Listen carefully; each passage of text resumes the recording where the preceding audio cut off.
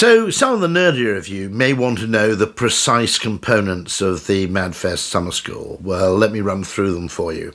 The first point to make is it's a summer school. The timings are entirely down to you. You can gain accreditation points on the beach, you can gain them at the weekend, you can gain them in the garden. One big tip, by the way, if you are working from home, work in the garden. It's weird, it doesn't feel like work at all.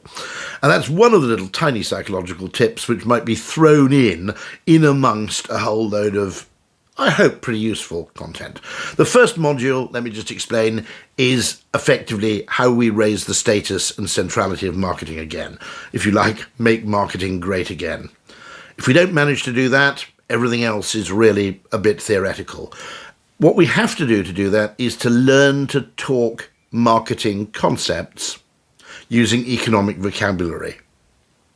Because you can't go to your chief financial officer and talk about brand iconography unless you work for a very weird company indeed, okay? Generally, they don't respond well. And I'll tell you a bit about how to do that. Then there's effectively, beware marcoms.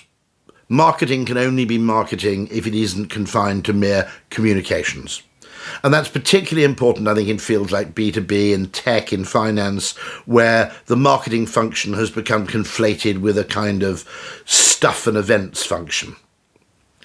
And what that means is you never get asked the really critical questions, and if you're never asked them, you probably never get to answer them. Again, brands, how they smell. I've always said that actually how a brand is really a smell. It's not a logo, it's not necessarily visual. It's something which is both distinctive and, one hopes, reassuring, and definitely isn't off-putting. Okay? So I teach you how to think of brands and to understand their role in the economy. I obviously talk about data, you have to, and I'm both very pro and very skeptical. And I think that's the right attitude to have. Data in and of itself is unlikely to be bad, but you've got to handle it very carefully. Apart from anything else, all big data comes from the same place, of the past. And if you're trying to orient towards the future, it can be as much a kind of anchor as it is a sail. So be really, really careful about that. I talk about competitive advantage, game theory, why sometimes actually making bad decisions that you can kill fast might be a good thing to do. I talk about dare to be different, dare to be annoying. I make the point just about general creativity in the field of decision making. The problem with logic is that everybody else is trying to be logical because it helps you keep your job, and the trouble is logic takes everybody to the same place. The whole point of marketing is to carve out a distinctive kind of territory for yourself, and logic, like it or not, is a very bad way of doing that.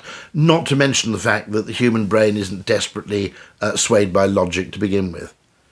Okay, I'll give you an example, right? How is fashion more powerful than economics? Well, when interest rates went up, did you change your purchasing behaviour at all? You might have done. Maybe you did. Maybe you didn't, okay?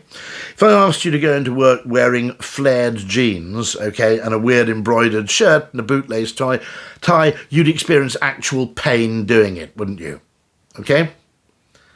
So it's worth noting that sometimes fashion is a strong force in behaviour and economics is a weak force. Tell that to economists, it's never occurred to them before. Okay, I talk about challenger brands, in fact talking specifically to Shamil Thakra from Dishoom, who is, I think, one of the great brand builders from a completely challenging direction in a category that had become tired. I talk about better customer understanding and customer relationships, including things like loyalty programs. I talk about another great interview is with Alexandra Depledge, who's the founder and CEO of Resi, which is a really interesting home development company that's online. I talk about behavioural science a lot, but you probably guessed that anyway, because I think behavioural science actually works in two ways. One, because sometimes conventional logic and economic theory and market research are wrong, and behavioural science tells you the counterintuitive truth that lies behind the official explanation. I also think behavioural science is actually valuable because sometimes it will just encourage people, whether right or wrong, to try silly things, and sometimes by the law of averages, those silly things work disproportionately well. And I'll also just talk about the fact that marketing is also innovation. One of my mantras is this: there's no real difference between marketing and innovation. There are two ways you create new value in the marketplace. You either correctly identify what people want and work out a really clever way to actually make it, or you can work out what you're good at making and find a clever way to make people want it. And the money you make is not really different depending on your direction of travel. And I'll bring you back to the beginning again, raising the status of marketing, and that can only happen if we first raise the confidence of marketing. So if nothing else, you'll emerge from this not only better informed, but with a better sense of what you do, why you do it, and why it really, really matters.